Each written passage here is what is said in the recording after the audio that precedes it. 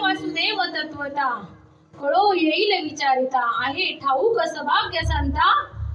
बघा आपण वासुदेव आहे पण आपल्याला माहिती का आपल्याला ती गोष्ट आपल्याला जेव्हा आपल्या सद्गुरूंच्या मुखातून ते महावाक्य जे नाम आहे ना ते आपल्याला जेव्हा कळलं ना आपण त्याचं जेव्हा चिंतन करू ना तेव्हा आपल्याला कळून का मी देव आहे मी आत्मा आहे। आणि माऊली ते सांगतात का ज्ञानदेव म्हणे भजा आत्मदेवा अखंडित सेवा करा त्याची। आपण स्वतः भगवंत आहोत आणि त्या भगवंताला आपल्याला शरण जायचंय आणि तो भगवंत कसा आहे हो तुझं ऐसा कोणी नाही उदार दान शूर पांडुरंगा शरण येती त्यासी अभय दान देसी।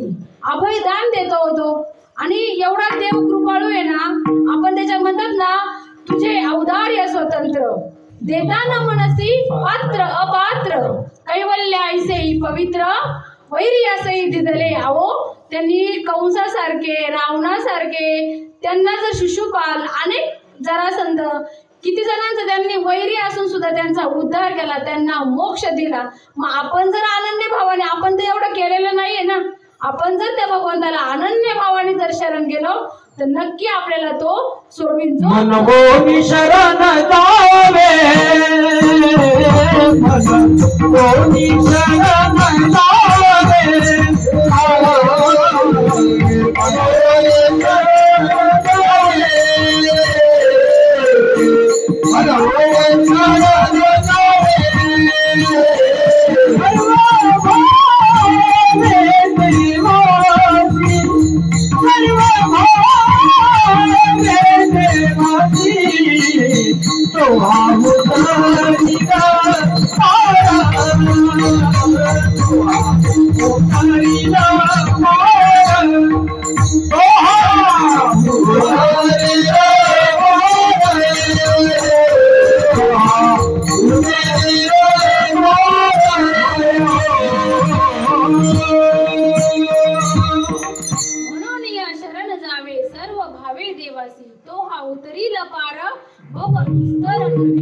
आपल्याला फक्त एक भगवंत आहे ना या राहटीतून सोडू शकतो बरं का म्हणून अनन्य भावाने शरण जायचे।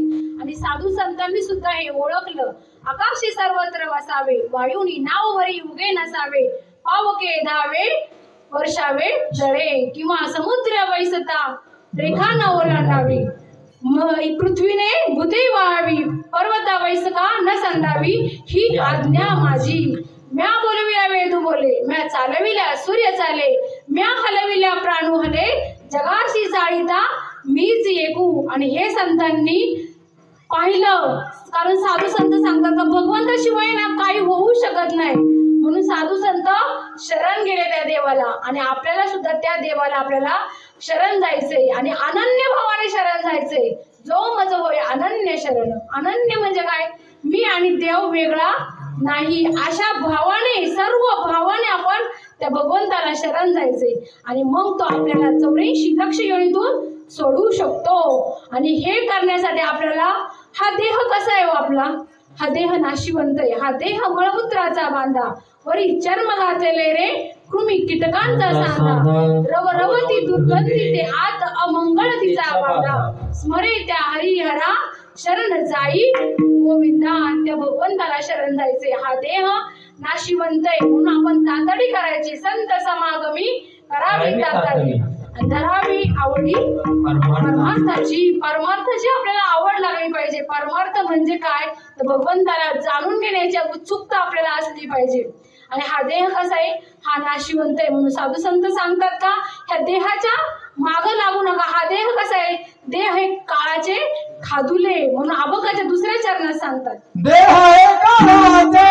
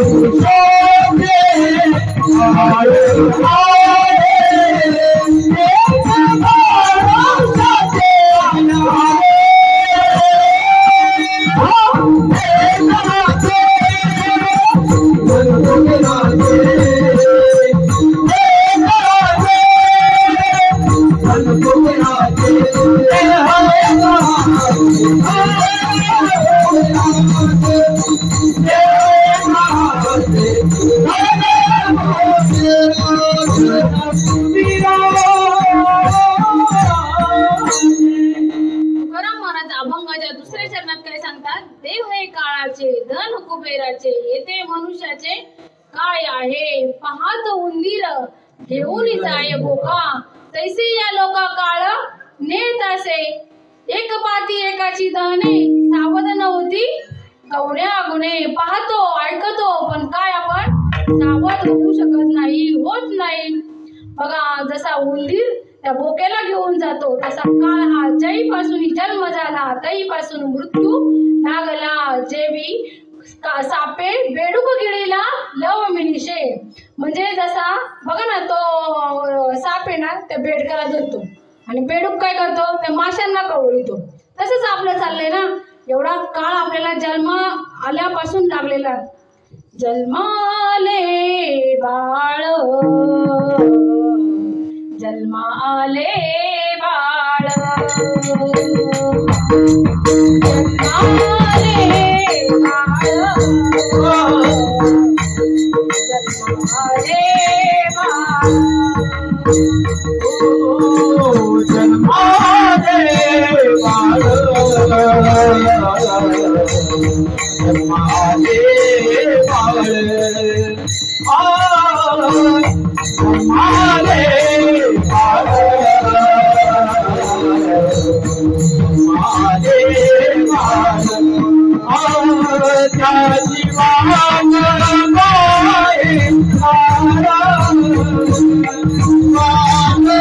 जन्माले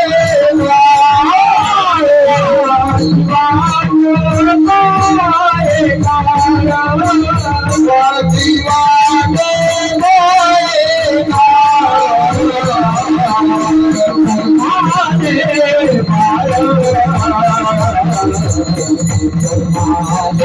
तारा,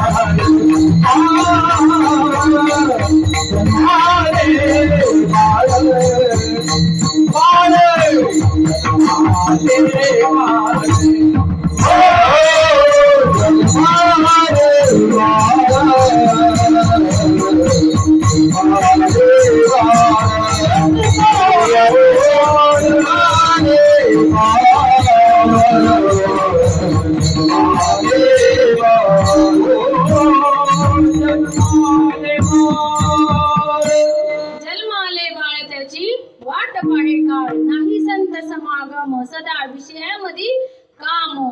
बघा ना, जन्माला आल्यापासून किती चालले हो. बालपण गेले नेलता, तरुणपणी विषयी व्यथा, म्हातारपणी प्रवर्तली चिंता, मरे मामुदा जन्म गेले.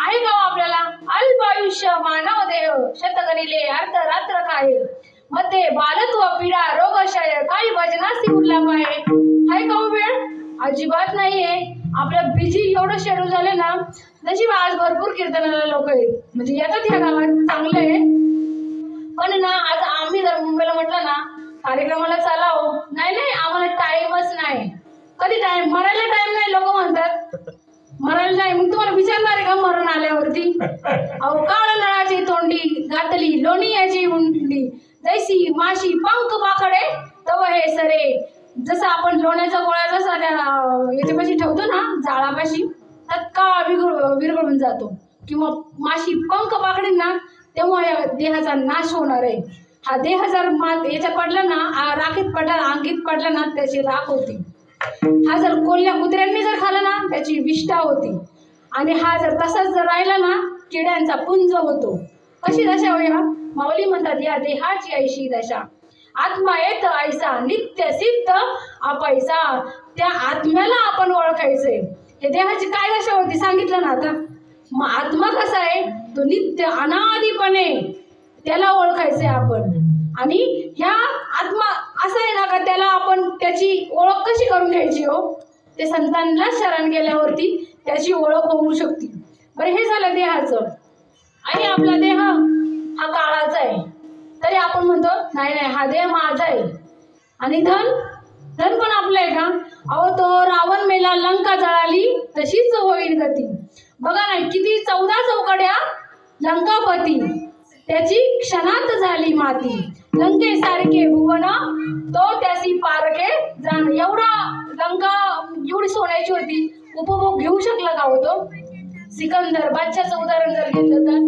हा जगत जेता होता जग जिंकलं होतं त्यांनी तरी त्याला सोडू शकलं का हो कुणी काळाच्या तडाख्यातून शकलं कुणी सोडू कुणीच नाही कारण तिथं कुणाचं चालत नाही आपण म्हणतो नाही नाही सगळं मी केलं माझ्यामुळे झालं हाय क्षणाचा भरोसा आहे आपला आहे ते आपला आता धन आहे आपला आपण गेलो का दुसऱ्याच्या खिशात जाणार बाकी दुसरं काय होणार आहे तसं देह हा काळाचा धन कुबेराचा किती होतो रावणाची सोन्याची लंका होती म्हणतात ना लंके माझी घरे किती ती ऐका सांगत असे संख्या जैसी तैशी बघा 5 लक्ष पाषाण्याचे 7 लक्ष विटबंदी 7 कोटी म्हणजे काशा तांब्याचे आणि 7 कोटी शुद्ध कांचनाचे एवढी जरी संपत्ती होती तर कवडी सुद्धा घेऊन कवडी गेली नाही गेली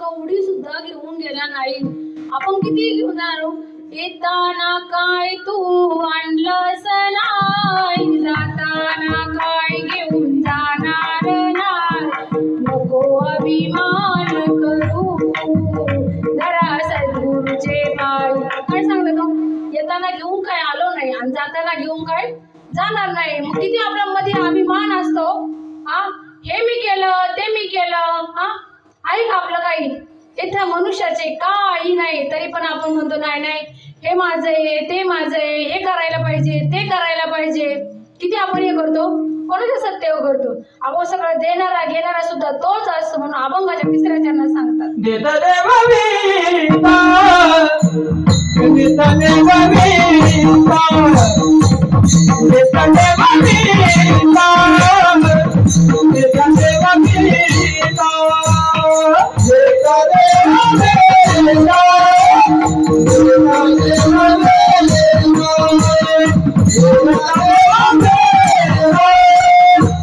Thank you.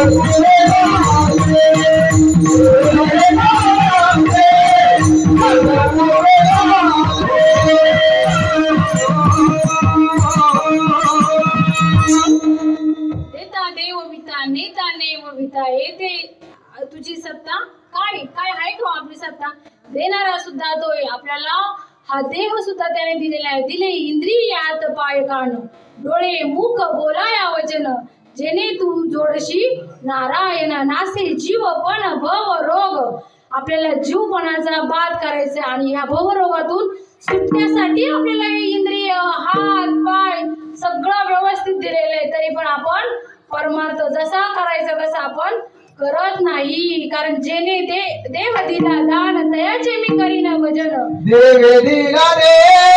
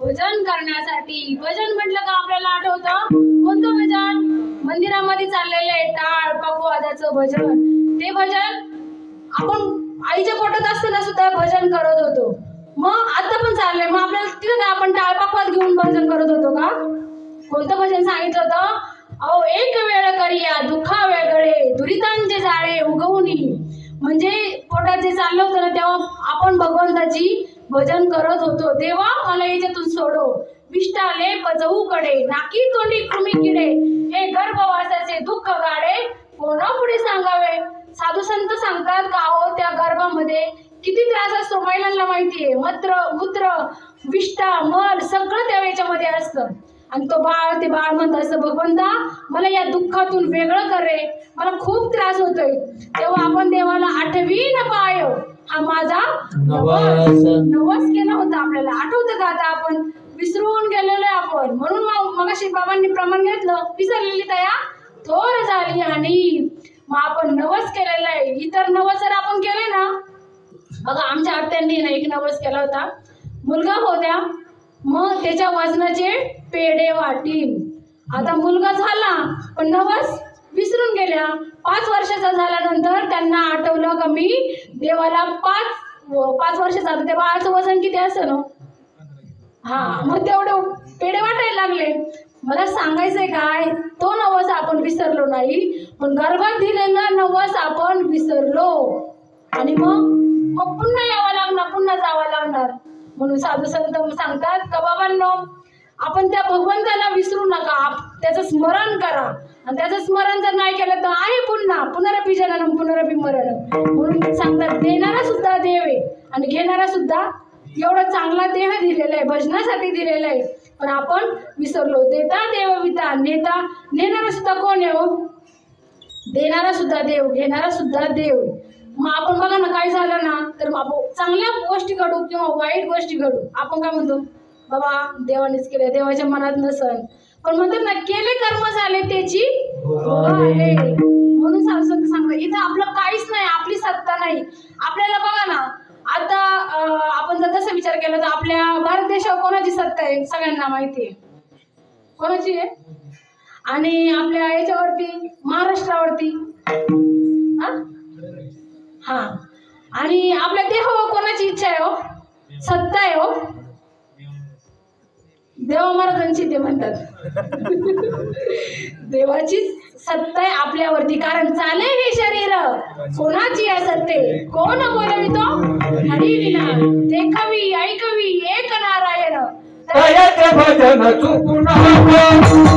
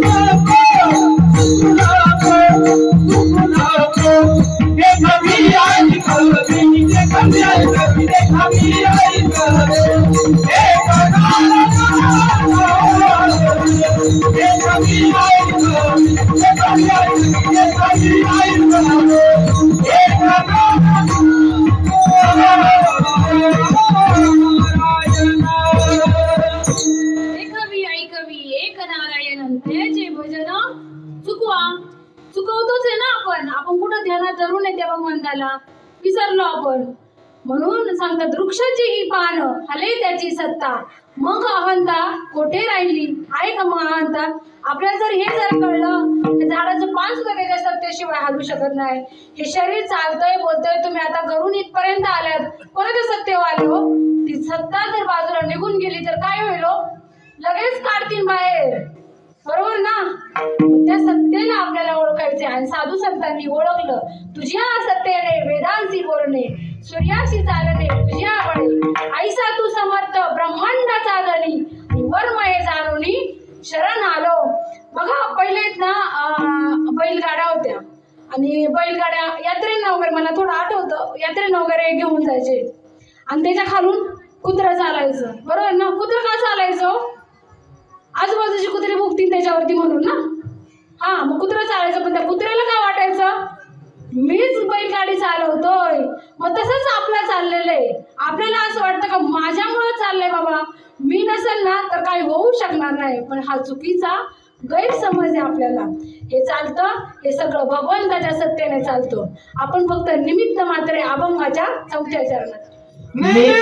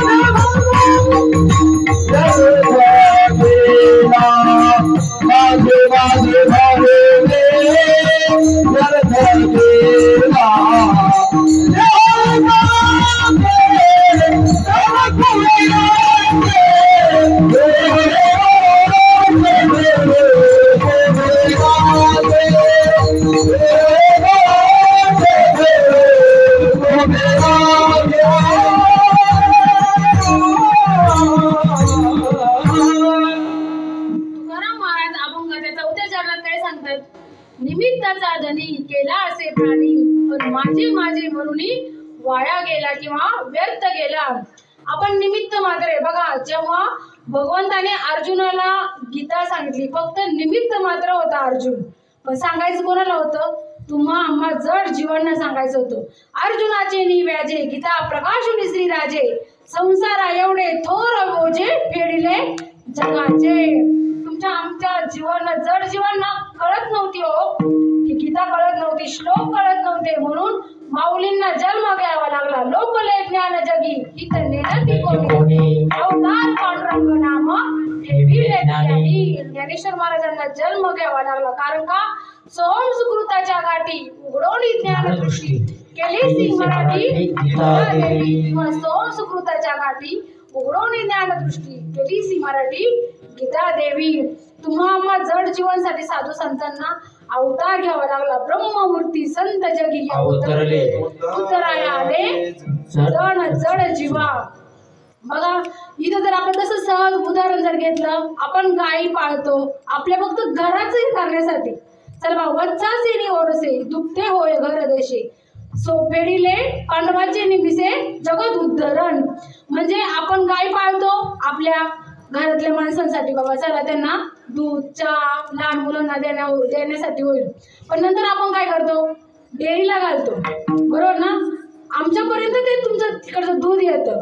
तसंच पांडवांचं फक्त एक निमित्त करून आहे ना, स्वतः भगवंताने गीता अर्जुनाला सांगितली किंवा उद्धवाला सांगितली. स्वतः भगवंताने जाता जाता उद्धवाला आलेला कृष्ण दाता. फक्त निमित्त मात्र होतं. तसं आपण निमित्त मात्र नाही का हो? आपण पण निमित्त मात्र आहे. पण आपल्याला असं वाटतं माझं माझं करता करता आहे ना, म्हणतात ना, अहम ममतेच्या लवड सवडी माते न पावती बापुडी, म्हणून जन्म मरणाची तुतडी डवळी तो ठेलो, माझे माझे म्हणून करीतोसी कष्ट, उडाला तो हाऊस राहिले ते फलकट. जर याला जाणून घेतलं नाही ना, बाबांनी मग अशी प्रमाण दिलं, शरीर उत्तम चांगले, हे चांगलं पण आहे आणि वाईट पण आहे. या देहानेच आपण म्हणतात ना, परम सुखाची निवृत्ती, परम दुःखाची निवृत्ती आणि परमानंद सुखाची प्राप्ती होऊ शकते फक्त या देहाने. आणि ह्या देहाचा त्यासाठी फक्त उपयोग करायचा आहे. पण करायचंय पोटाने भीक मागून खायची नाही, म्हणून साधू संत सांगतात वाट्याला आलेलं कर्म करा. पण तुमचा स्वधर्म काय? सगळ्या धर्मामध्ये धर्म स्वस्वरूपी राहणे हाच खरा धर्म. आपल्याला तो धर्म कळायला पाहिजे. किती मोठं आता बघा ना, भारतावरती किती मोठं चाललंय युद्ध तिकडं पाकिस्तान. आणि आहे का भरोसा आपला भरोसा आहे का? एक क्षणाचा सुद्धा भरोसा नाही. आपण या याच्यामध्ये जाऊ करावं, पण मग भगवंताने साधू संत सांगतात का एवढा जर चांगला मनुष्य देह सगळं आउट हात का मानव देह खाया पिया सुखसे सोया नाहक जमाना खोया, कमलमुख भजन करायलासाठी कमलमुख दिया. आपल्याला एवढं चांगलं सुंदर तोंड दिलेलं आहे, आपलं कशासाठी दिलेलं हो? हरिनाम आपल्याला हे करण्यासाठी, आपल्या देवासाठी आपल्याला सद्गुरू करावं लागल. अहो, देवांना सुद्धा सद्गुरूंना शरण जावं लागलं.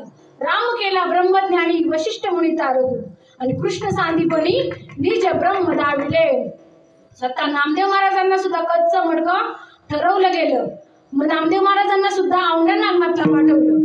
ज्यांनी त्रास दिला होता ना, त्या विसोबा काकांकडनं अनुग्रह घ्यायला, आणि त्या विसोबा काकांनी त्यांची काही चमत्कार पाहिले आणि त्यांना अनुग्रह, ते शरण गेले. विसोबा काका ज्ञानेश्वर महाराजांना, निवृत्ती दादांना शरण गेले, त्यांना अनुग्रह दिला. आणि अनुग्रह दिल्यानंतर ते म्हटले नाही नाही, मला आता इथं थांबायचं नाही, माझा उद्धार करण्यासाठी औंढ्या नागनाथला गेले. आणि तिथं औंढ्या नागनाथला नामदेव महाराजांना पाठवलं. आणि नामदेव महाराज सुद्धा कच्चं मडकं, संतांच्या सभेमध्ये कच्चं मडकं ठरवलं गेलं. किंवा आपले चांगदेव महाराज म्हणतात ना, 1400 वर्ष शरीर केले जतन, बोधे विलशीन वाढविला, नाही गुरु मंत्र नाही गुरु उपदेश, परमार्थासी दोष लावेला. त्यांनी सुद्धा 1400 वर्ष झालेले किती नामांकित होते हो. हे मोठे मोठे महात्मे होते. चांगदेव महाराज होते, नामदेव महाराज होते, ते सुद्धा छोट्या मुक्ताबाईंना Oh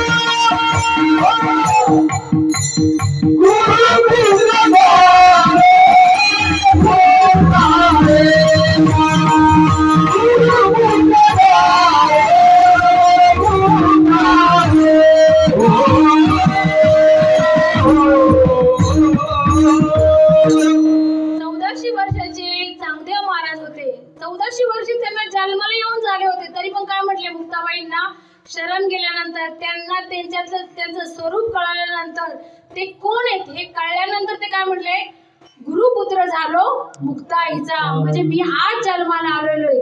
आणि खरं तसं आपल्याला दुसरा जन्म झाला पाहिजे. गुरुंच्या मुखातून आपल्याला ते महावाक्याचा उपदेश जेव्हा होईल ना, तेव्हा आपला दुसरा जन्म प्रत्येकाचा झालाच पाहिजे. नाही झाला तर आहेच, पुन्हा यायचं पुन्हा जायचंय.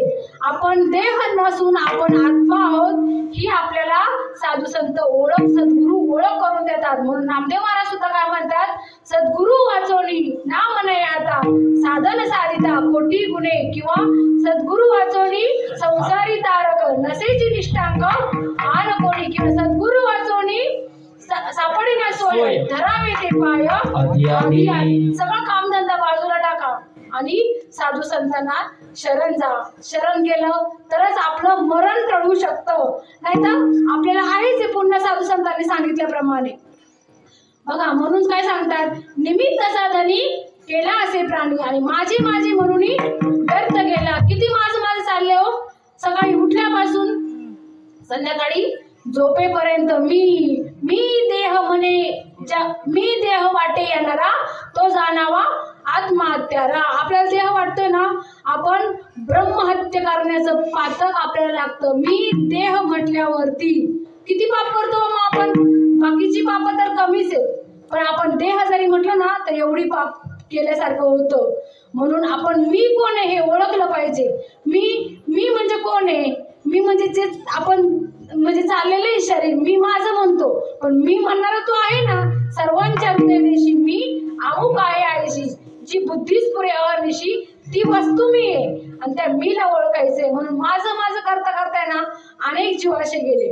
म्हणून साधू संत सांगतात का बाबा आपण आपली सोडवणूक करू शकतो, आपुली आपण करा सोडवणं. म्हणून एक वेळ आपण पांडुरंग परमात्म्याचं स्मरण करू.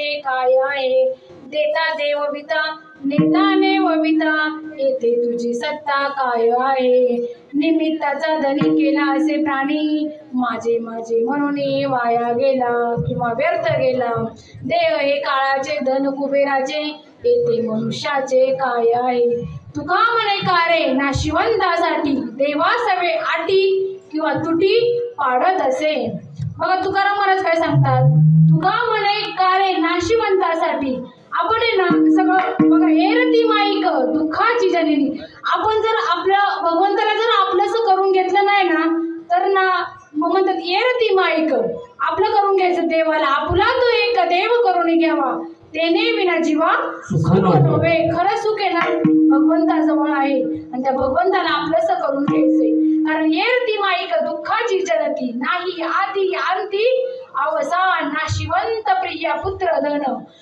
बीज त्याचा शीन तेच म्हणजे ना त्याचं नाशिवंतच आहे सगळं त्याचं आहे ना मूळच नाशिवंत आहे हा देह नाशिवंत आहे आपल्या संगती जे आहे ना ते सगळं नाशिवंत आहे पण त्याच्यातलं चैतन्य आपल्याला पाहिजे म्हणून साधू संत सांगतात नको नको म्हणा नको नको म्हणा मायाजाळी नको नको म्हणा गुंतू मायाजाळ मायाजाळ म्हणजे काय सांगितलेलं आहे हो हे सगळे आहेत ना आपल्या आजूबाजूचे यांना मायाजाळ म्हणतात आणि येथे एकच लीला तरली सर्व भावे मज भजली मग आईलीच तरी सरली मायाजाळ सर्व भावाने आपण त्या भगवंताला शरण जायचं कारण आपल्याला या जगात ना सोडवणारं कोणीच नाही आणि बघा ना ऐक आपल्याला देशीचा चौधरी आणि सोयरे भले भले किंवा आपली आई वडील भाऊ बहीण किती शेजाची कामीन दूर राहील तेव्हा कोणी सोडवते का आपल्याला हा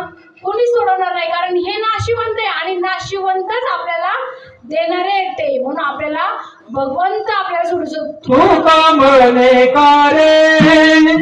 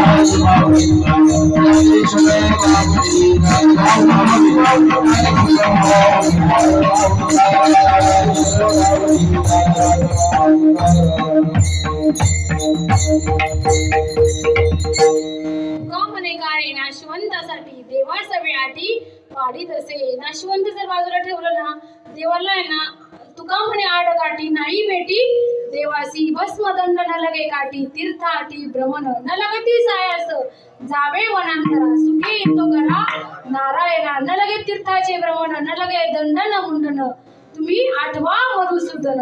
देवाला भेटण्यासाठी ना काहीच नाही लागतो, पण आपल्याला ना एक भाव पाहिजे देवाविषयी, आणि तो भाव निर्माण होणार सद्गुरू आपल्या जीवनात आल्यावरती. आपल्याला असे संत भेटले पाहिजे, आपल्याला पवित्र अशी तुळशीची त्यांनी माळ घातली पाहिजे, त्या माळेबरोबर आपल्याला ते नाम मिळालं पाहिजे. ते नाम म्हणजे कोणतं, तर आपल्याला आपल्या स्वरूपाची ओळख होईल असं नाम मिळालं पाहिजे. बघा, काहीतरी देणदार होती मला, म्हणून मी आज तुमच्या गावामध्ये आले, आणि काय बोलले असं चुकून तसं ते काही माझं नाहीच आहे, सगळं आहे ते साधू संतांचंच बोललेलं आहे. मी काही माझ्या पदरचं काहीच बोललेलं नाही, तेव्हा राग येण्याचा काही प्रश्नच नाही. राग आला तर येऊ द्या, पण साधू संतांचं येऊ द्या, कारण त्यांनी असे अभंग लिहून ठेवलेले. आणि नक्कीच मला असं वाटतं का नक्की परिवर्तन झालं पाहिजे.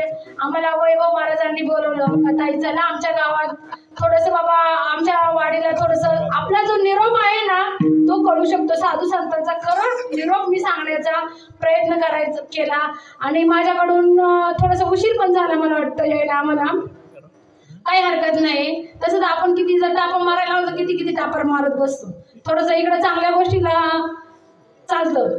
बघा, प्रभू तुम्ही महेशाच्या मूर्ती, मी दुबळा अर्चित असे भक्ती, म्हणून बोल जरी गंगावत स्वीकारा लती, करविली तैसी केली कटकट वाकडी की नीट तुम्ही देव जाणे, कारण तुम्हीच माझ्यासाठी देव आहेत, तुम्ही आणि देव वेगळा नाहीच आहे. म्हणून मला आज ही सेवा करायला आमचे चौधरी बाबांनी सांगितलं का ताई चला चला आमची सेवा करा. त्यांचे मी खूप धन्यवाद मानते. आमचे वैभव साहेब आहेत, आमचे गायनाचार्य, आमचे देवा महाराज पानसरे म्हणजे चला ताई तुमच्या कीर्तनाला येतो. आणि असे सगळे जर गायक जर असेल तर आपण रात्रभर कीर्तन करू शकतो, पण आपल्याला मर्यादा आहे. कीर्तन जागरण चालतं रात्रभर, तमाशा सकाळपर्यंत चालतो, पण आपल्याला इथं काही नियम आहेत. पण असे नियम आहे ना, चांगल्या गोष्टीसाठी असे नियम नव्हते पाहिजे, पण ठीक आहे बाबा, चला ठीक आहे. तुम्ही सगळे गायक मंडळी, आमचे सस्ते बाबा किंवा तुम्ही सगळे, मला नावं माहीत नाही, पण तुम्ही सगळ्यांनी मला साथ दिली. आमचे बाबा विलेकरी किंवा पकवाद वाजवणारे, खूप छान पकवाद वाजवणारे, आणि माझा आवाज तुमच्यापर्यंत पोहोचवणारे आपले साऊंड सिस्टीम वाले, तुम्ही सगळ्यांनी मला साथ दिली आणि तुमच्यामुळेच मी आज इथं काय बोलले ते तुमच्या सर्वांच्या कृपा आशीर्वादाने मी इथं बोलले. झालेली सेवा हृदयस्थ श्रीपाद बाबा, रामदास बाबा, जगवे बाबा आणि माझे सद्गुरू हांडे महाराज त्यांच्यामुळं आज मला जे काही मिळालं, जे काही मला अनुभव आला तो मी तुम्हाला सांगण्याचा प्रयत्न केला. झालेली सेवा आपले स्वामी समर्थ त्यांच्या चरणावरती नतमस्तक होऊन सेवेला आपण पूर्ण विराम.